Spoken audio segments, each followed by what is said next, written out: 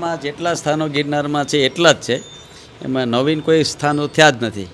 કારણ કે ત્યાં ફોરેસ્ટ વિભાગ જ એટલું બધું કડક છે કે ત્યાં નવું કાંઈ થવા દે એમય નથી અને કાંઈ થતુંય નથી. એટલે જેટલા પણ સ્થાનો ગિરનાર ઉપરના છે એ બધાય પ્રાચીન છે અને બધા ત્યાં કોઈને કોઈ મહાપુરુષોએ સાધના તપસ્યા કરીને જ એ સ્થાનને ચેતન કર્યું છે. એટલે ત્યાં નવું કાંઈ છે નહીં, જે કાંઈ છે એ બધું પ્રાચીન જ છે. પ્રાચીન છે. હવે મેન મુદ્દો એ સમજવું. હવે કેમ કે સનાતન ધર્મ ઉપર માર છે, અન્ય ધર્મ કબજો કરે છે. આ લડાઈ છે ને, આ લડાઈ આ શેની લડાઈ છે કહેવાનો ભાવાર્થી આજે સંતો મળ્યા છે, અન્ય લડાઈ એ છે. બીજા પર્વત ડુંગરની વાત લઈએ આપણે, ધીરે ધીરે કબજો કરે, નામાકરણ થઈ ગયું, નામ ફરી ગયું આખું. અહીંયા મુદ્દો નવી જગ્યા તો ક્યાંય નિર્માણ નથી થતી. આ જગ્યા ઉપર કબજો કરે છે બીજા ધર્મ કે શું છે હકીકત? આમાં દરેક વ્યક્તિ છે ને પોતાના અસ્તિત્વની લડાઈ લડતું હોય, દરેકને પોતાના અસ્તિત્વનું હોય. પણ ખરેખર પ્રાચીન જોઈએ તો જે સ્થાનો જે છે, હું તમે કહું કે આમ એક તમારું છે ને હું કહું મારું છે, એમ નહીં. આ તમારું છે તો તમે ક્યાંકથી બિલ લીધું હોય તો બિલ તો તમારા નામનું હોય ને કે મારા નામનું હોય? બિલ કોના નામનું હોય? તમે લાવ્યા હોય તો તમારા નામનું, હું લાવ્યો હોય તો મારા નામનું. એમ પ્રાચીન જે સ્થાનો છે એના પ્રૂફ છે ને, સરકારી આઈડી પ્રૂફ છે એના.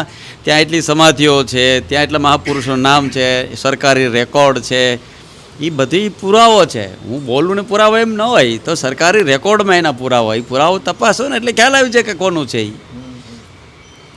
કોઈના કહેવાથી કોઈનું છે થાય. અયોધ્યા તો રામનું હતું તો આપણા શાસ્ત્રોમાંથી પુરાવો મળે છે. સરયુ નદી છે તો ત્યાં કંઈ હમણાં કોઈ ફિટ કરી દીધી કે હતી જ અનાદિકાળથી તો છે જ. એમ આજે કોઈ પણ તમે પૂછો કે ગિરનાર અને ગિરનાર ઉપર ટૂંક એટલે શું, તો આપણા વડવાઓને વડીલોને સાધુઓ પણ કહેતા આવ્યા છે કે અમારે ગુરુ શિખર જવું છે, અમારે દત્તાત્રેયનો ઘંટ વગાડવા જવું છે. એ કાંઈ એવું નવું તો છે નહીં, તો પ્રાચીન જ છે. પણ પછી કોઈ એમ કે અમારું છે તો કોઈ બોલી લેવાથી કોઈને થઈ જાય એવું તો હોતું નથી. એના પુરાવા હોય છે ને સરકારી રેકોર્ડ હોય છે ને, સરકારી રેકોર્ડ પ્રમાણે આપણે કહી શકીએ કે આનું છે અને આનું છે. સરકારી રેકોર્ડ હોય છે, ડાયરેક્ટ કબજો કોઈ વ્યક્તિ નથી જમાવી શકતો. બિલ હોય છતાં અત્યારે કેવી એમ કોમ્પિટિશન આવેલી છે, એમાંય કબજો જમાવવા માટે. મતલબ કે બીજા ધર્મ પાસે ભંડોળ વધારે છે. 10 નામ સાધુ લઈ લો, અખાડા લઈ લો, જૂના અખાડા 12 કે 13 અખાડાની વાત, એની પાસે એટલું ભંડોળ નથી. એટલે ક્યાંક તંત્ર પણ મળીને આમાં ગઠબંધન કરે છે એવું લાગે. કહેવાનો મારો ભાવાર્થ કે સાધુ સંતોએ કેમ આવી રીતે મેદાનમાં આવવું પડે? નબળું શું પડે આમાં? વચ્ચે આજે એ પણ જોયું, અહીંયા સંતો આવ્યા છે, ભવનાથમાં આટો માર્યો છે મેં. જવાબદાર લોકોના ડેલા બંધ છે, ડેલા બંધ છે. એની ક્યાંક નારાજગી, એ પ્રોબ્લેમને લીધે પણ આ સમસ્યા ઊભી થતી હોય. એવું નથી, એ તમારી માન્યતા છે, એ તમારી સોચ છે. ધર્મ માટે લડવા માટેથી સાધુ થયા છે અને બીજું હું એને ક્યાં ભેગું દવા આવી છે? આજે ડેલા બંધ ન આવજે માટેથી બધા સાધુ થયા છે. એટલે ધર્મની લડાઈ જ્યારે પણ આવી છે ને, આદ્ય જગતગુરુ શંકરાચાર્યથી માંડીને અત્યાર સુધી જ્યારે ધર્મની વાત આવી ત્યારે સાધુએ જ આવું ને, એના માટેથી સાધુ થયા છે. એટલે તેને શસ્ત્રો ને શાસ્ત્રોની બેની વાત છે. ધર્મને ટકાવી રાખવા માટે જ શાસ્ત્ર જોઈએ ને શાસ્ત્રને ટકાવી રાખવા માટે શસ્ત્રો જોઈએ. આ પૂજા પરંપરા એટલે માટે જ હતી. એટલે સાધુઓ અટાણે મેદાનમાં છે એવું છે નહીં, સાધુ અનાદિકાળથી મેદાનમાં છે, સાધુ હંમેશા મેદાનમાં જ હોય. એટલે તો સિંહ અને સાધુ જંગલની વાત હતી તો એનો અર્થ જ એ હતો. એનો અર્થ એ નથી કે ઘનઘોર જંગલમાં પડ્યું રહેવું, પણ એનો અર્થ જ હતો કે હંમેશા મેદાનમાં જ હોય ને, એના માટે જ છે. તમે તો ગ્રસ્ત પરંપરામાં છો, તમારે તો કેટલી બધી જવાબદારીઓ છે, પરિવારની, ધંધાની, નોકરીની, કુટુંબની, ઘણા બધી વ્યવહારિક પ્રસંગોની. જ્યારે સાધુઓ તો છે ધર્મના રક્ષણ માટે, તો મેદાન તો અત્યારે મેદાનમાં નથી, અનાદિકાળથી સાધુ જ મેદાનમાં છે ને સાધુ જ મેદાનમાં રહેવાના છે. એના થકી આ બધું ટકેલું છે ને એનાથી જ ટકતું હોય છે. દરેક સંતોની નથી જવાબદારી, જગ્યાધારી.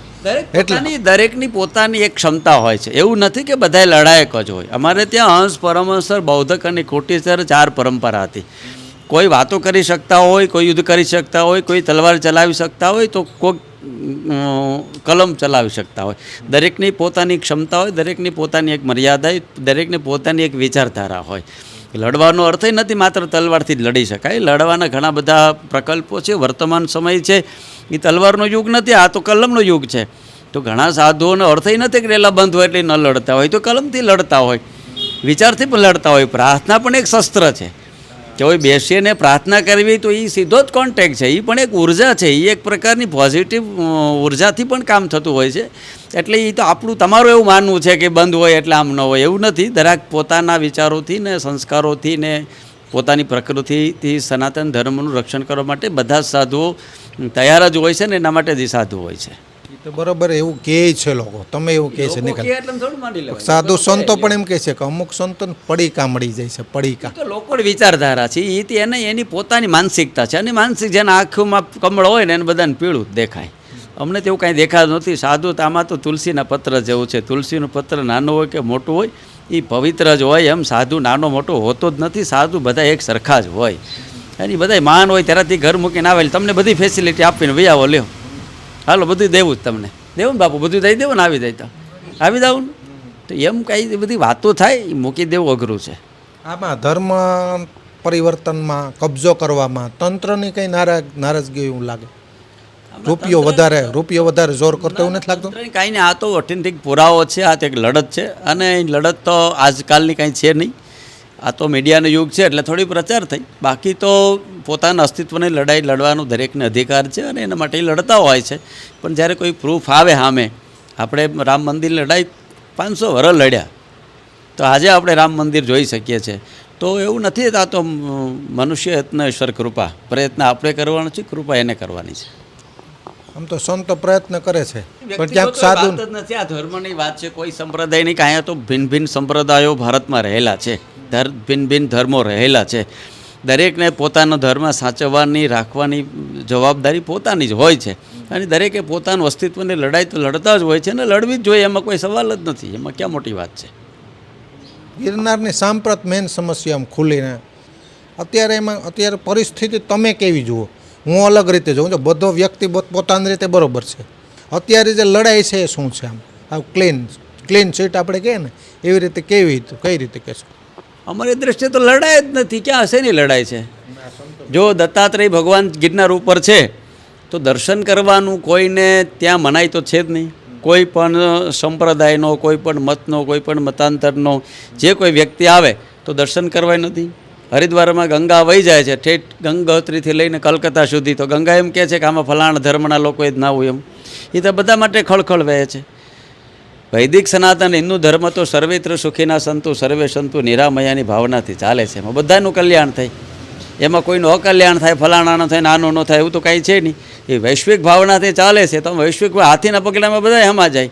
આ તો સનાતન છે, તો બધાને આવવાનું છૂટ છે, જવાનું છૂટ છે, દર્શન કરવાનું છૂટ છે. મનાય નથી. આ ભવનાથમાં આટલા નક્ષત્રો, 150 નક્ષત્રો શિવરાત્રિમાં આવે છે. કોઈ પૂછતું નથી તમે કઈ જ્ઞાતિના છો, કઈ જાતિના છો, કયા ધર્મના છે, કયા સંપ્રદાયના છે. અહીંયા તો માનવ માત્ર જે આવે છે, જે આત્મા, એ સૌ પરમાત્મા સમજીને રોટલો ખવડાવે છે. એની જ અમારી પરંપરા છે, અને એ પરંપરાને વળગી રહ્યા છે, એટલે આનંદ છે. કોઈ પ્રકારની સમસ્યા છે જ નહીં. પણ એક પ્રશ્ન એ થાય, જગતગુરુ શંકરાચાર્ય પંથ કે આપણે પંથ અલગ અલગ સંપ્રદાયો, એ વાત અલગ છે. અટલ પંથ પણ 25,000 થયા છે પંથ. આ નબળાઈ છે નહીં, એ કેમ પડે, કેમ પંથો મને સમજાતો નથી. 25,000 આંકડો પીગો. જ્યારે વ્યક્તિગત પોતાના એક સ્વાર્થ માટેની પોતાનો એક સમૂહ વધે, એટલે પોતાનો સમૂહ વધાને પોતાને દરેકને કોઈકને કંઈક પૂજાવવું છે, કોઈકને નામના જોઈ છે, કોઈને માન જોઈ છે, કોઈને ગાદી જોઈ છે, કોઈને કોઈ કંઈક અંદરથી લાલચા રહી છે, એટલે એક સમૂહ ઊભો કરે, એક સમૂહનું નામ આપી દે ને હાલે છે. એ ચાલે જ છે, એટલે એ હાલે છે. એ નબળાઈ 100% છે. પણ સવાલ ત્યાં છે કે પોતાનો જે વ્યક્તિગત અહમ, વ્યક્તિગત સ્વાર્થ, વ્યક્તિગત લાલચા જ્યારે ઊભી થાય છે, ત્યારે એને એક સંપ્રદાયનું નામ આપીને એક બૃદ આપી દેવામાં આવે છે, અને હાલે છે. આપણે આ સનાતન ધર્મમાં વધારે છે. બીજા ધર્મ લઈ લ્યો તમે, બીજા અન્ય આપણને ખબર છે, એવું નથી. આપણે આપણામાં છે ને એટલે આપણને ખબર છે, આપણે બીજામાં ગયા નથી. તમે બીજામાં જાઓ તો તમને ખબર પડે. બધામાં આ પરિસ્થિતિ જ છે. આપણે આપણા ઘરમાં શું છે આપણે ખબર હોય, કારણ કે આપણા ઘરમાં આપણે આંટો માર્યો હોય, એટલે બીજાના ઘર આપણે જોયું નથી. બીજાના ઘરમાં જાય તો આ જ પરિસ્થિતિ છે.